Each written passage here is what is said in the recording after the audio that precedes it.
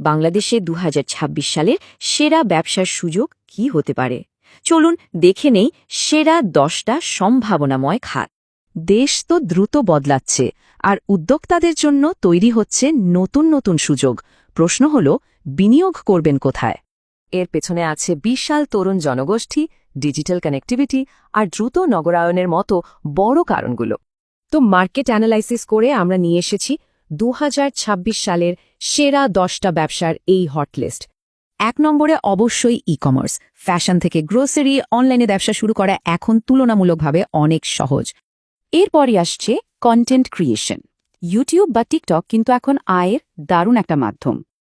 ITR software service, দেশ বিদেশ সবখানেই এর চাহিদা বাড়ছে, আর এর সম্ভাবনাও বিশাল। ৪ নম্বরে আছে ফার্নিশড অ্যাপার্টমেন্ট আর অফিস ভাড়া। শহরে এর চাহিদা কিন্তু হুহু করে বাড়ছে।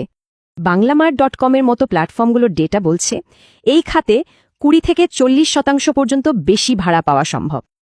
৫ নম্বরে আছে ট্যুরিজম। দেশের ভেতরে ঘোরার ট্রেন্ড বাড়ায় ট্রাভেল এজেন্সিগুলোর জন্য এটা দারুণ সুযোগ। এরপর আছে কসমেটিক্স। তরুণ প্রজন্মের কাছে শহর বা গ্রামের সবখানে এর ব্যাপক চাহিদা। ৭ নম্বরে ইভেন্ট ম্যানেজমেন্ট। বিয়ে হোক বা কর্পোরেট পার্টি, জাঁকজমক বাড়ছে, ব্যবসাও বাড়ছে। স্মার্টফোন ব্যবহারকারী যেহেতু বাড়ছে, তাই এর অ্যাক্সেসরিজের ব্যবসাও এখন বেশ লাভজনক আর কম বিনিয়োগের। ই কমার্সের কারণেই কিন্তু নির্ভরযোগ্য কুরিয়ার আর ডেলিভারি সার্ভিসের চাহিদা এখন একেবারে তুঙ্গে। আর ১০ নম্বরে আছে ফুড বিজনেস।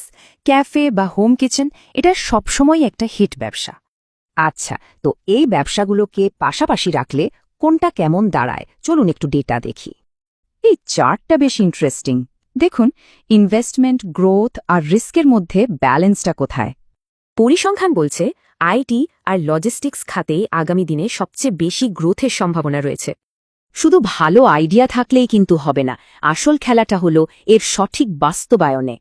ব্যবসার আইনি নিবন্ধন থেকে শুরু করে ভালো টিম, এই ধাপগুলোই কিন্তু একটা মজবুত ভিত্তি গড়ে দেয়।